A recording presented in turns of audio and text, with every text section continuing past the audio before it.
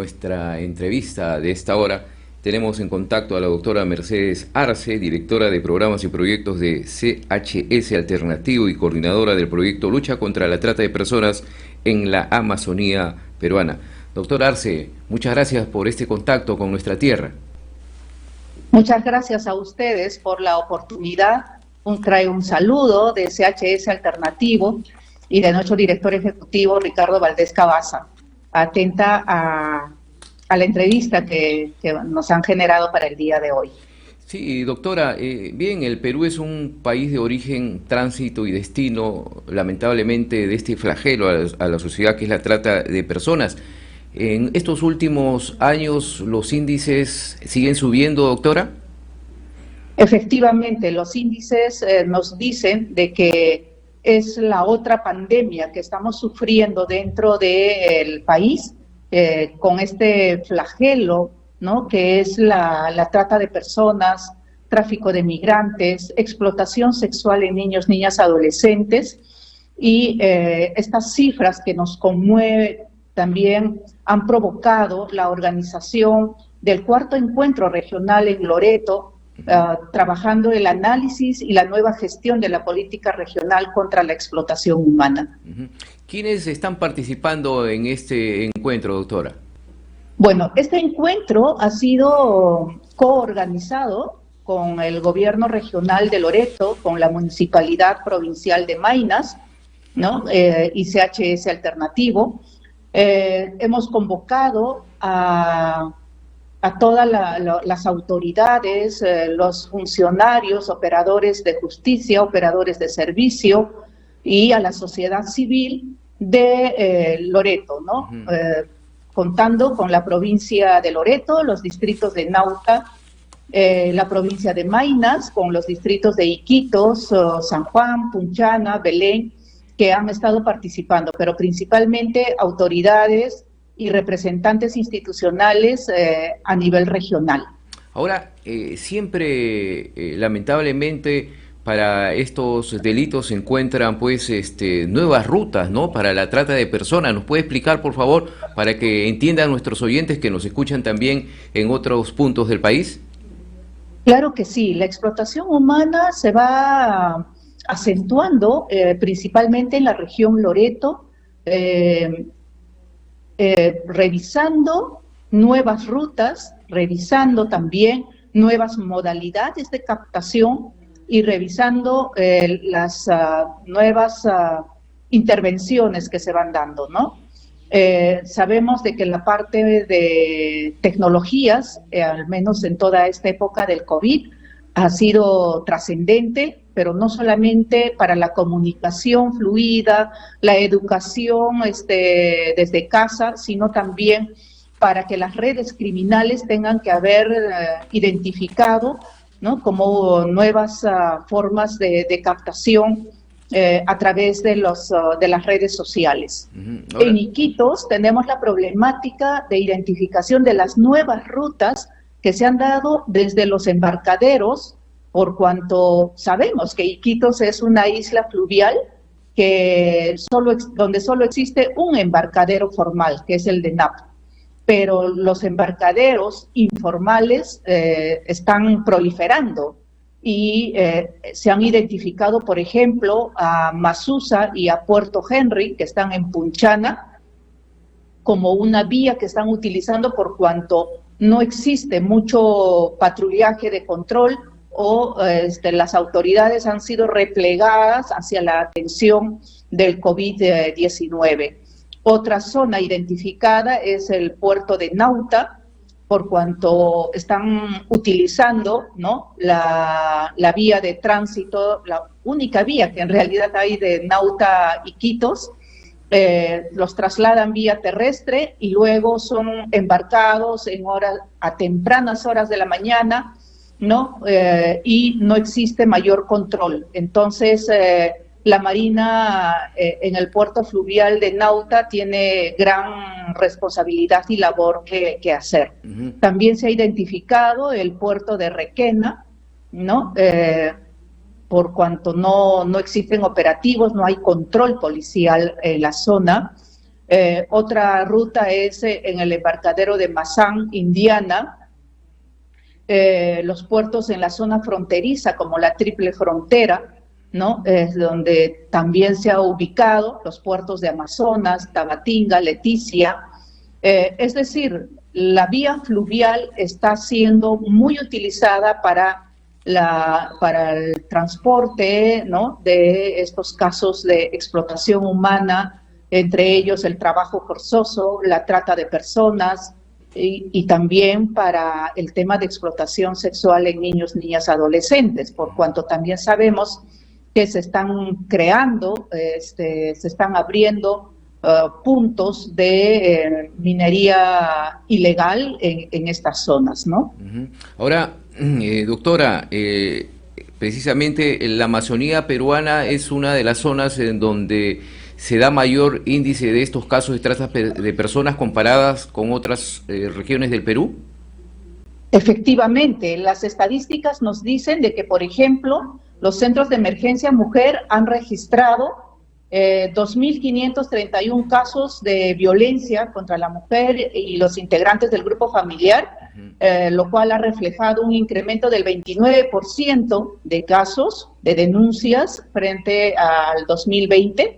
Además, en el primer trimestre, nada más de lo que va del 2022, se han atendido 689 casos, ¿no? Y principalmente las víctimas son mujeres, porque de estos 689 casos, 627 son víctimas de mujeres y 62 son víctimas varones, ¿no? También nos dice las estadísticas a través del Observatorio Nacional de Seguridad Ciudadana del Ministerio del Interior, que se ha registrado en la región Loreto entre el año 2017 y 2022, 117 denuncias de este delito, de los cuales 82% son víctimas mujeres, 74% menores de edad y el 85% fueron captados con fines de explotación sexual y explotación laboral. Por ejemplo, la FISTRA, la Fiscalía Especializada en Trata de Personas, ha recibido entre enero y octubre del año 2021 31 casos, ¿no? Y tiene todas sus víctimas menores de edad entre 0 a 17 años. Y otro tema que también se relaciona con la explotación humana es las personas desaparecidas. En la región Loreto se ha observado un incremento progresivo de la tasa de personas desaparecidas, ¿no? Por ejemplo, en el 2020 se ha reportado 328 denuncias por desaparición, en el año 2021 417 y solo en lo que va del año 2022 ya van 120 denuncias. Eso representa un perfil más recurrente de las víctimas de explotación humana. Claro, y ¿no? ahora hay que tener en cuenta también, doctora, porque son cifras de denuncias, porque hay seguramente muchos casos de que no se denuncian, ¿no? Efectivamente. Eso también es un trabajo que se tiene que hacer para capacitar a las mismas instituciones que puedan acoger a estas personas que muchas veces no son bien atendidas.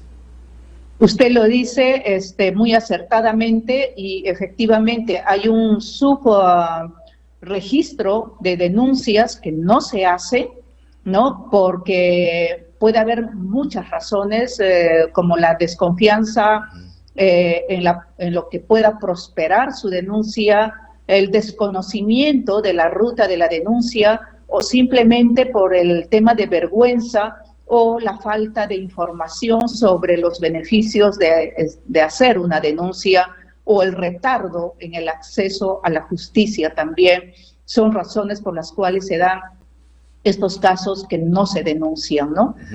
Por ello es que dentro de del diagnóstico y de la evaluación que se ha desarrollado en estos 2 días de trabajo con más de 130 representantes de la región, ¿no? Se ha podido identificar algunos compromisos y necesidades también que hay. Por ejemplo, hay una necesidad de crear ordenanzas, resoluciones regionales que tengan que priorizar las necesidades que tienen las víctimas para que sientan que el acceso a la justicia y el servicio de los programas del Estado son eficientes, son de calidad y les garantizan un proceso de justicia acorde a las expectativas que tienen las víctimas y de acuerdo al daño que también se causa con este delito de la explotación humana. También se ha podido hablar sobre el dar a conocer, el socializar las rutas de denuncia, ¿no? La transversalización del enfoque intercultural, que es tan importante. Por ejemplo, tenemos un alto porcentaje de casos donde captan a las personas de zonas nativas y por quienes por la necesidad económica, por la situación de pobreza, bajo el falso criterio de aspirar a mejores oportunidades de vida de sus hijos, las permiten que sean trasladadas a la ciudad de Iquitos, por ejemplo, para trabajar en el trabajo doméstico, ¿no? En el cual son explotadas, ¿no? Y expuestas a muchos peligros como de trabajo forzoso. Es un gran reto, doctora, y por eso este encuentro regional contra la explotación humana, que es organizado por CHS Alternativo, es momentos de tratar este tema, identificar nuevas rutas de la trata de personas. Entonces hay un gran desafío por desarrollar estas estrategias más adecuadas para contrarrestar este delito, doctora.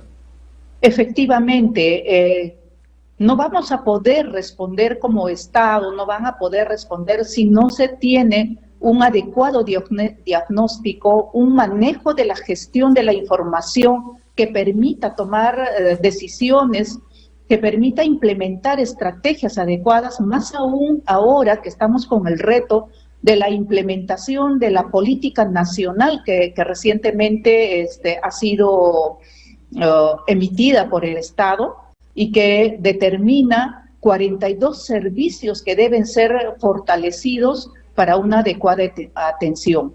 Pero todo esto no va a ser posible si el Estado no asigna un presupuesto adecuado, ¿no? Si no se da con una atención adecuada, porque la alta rotación de personal, la inestabilidad dentro de los programas y dentro de todos los servicios hace que muchas veces se exponga a las víctimas a una revictimización, ¿no? Y a que las familias consideren que no van a alcanzar la justicia por las limitaciones que se dan. Es un trabajo que tenemos que hacer todos, doctora, para contribuir a la reducción de estos índices de trata de personas en nuestro país. Muchas gracias por este contacto, doctora. Es un tema amplio para abordar y seguramente lo vamos a hacer más adelante. Muy amable, un abrazo, buenos días. Gracias a usted, pero mis últimas palabras sirvan para poder correlacionar con este tema que ustedes tienen muy de la mano, como es la vida agraria, la necesidad que hay de fortalecer también estas oportunidades para las comunidades nativas amazónicas y que no tengan que exponer a sus familias a tener que ser víctimas de un trabajo forzoso que se puede estar dando también en estos ámbitos de la agricultura, de la tala de árboles o de las economías ilegales que se dan por todas estas zonas. Es necesario un acercamiento del Estado hacia las zonas que requieren atención. Muchas gracias por este espacio. Hasta una nueva oportunidad. Hasta una nueva oportunidad. Muchas gracias a la doctora Mercedes Arce, directora de Programas y Proyectos CHS Alternativo.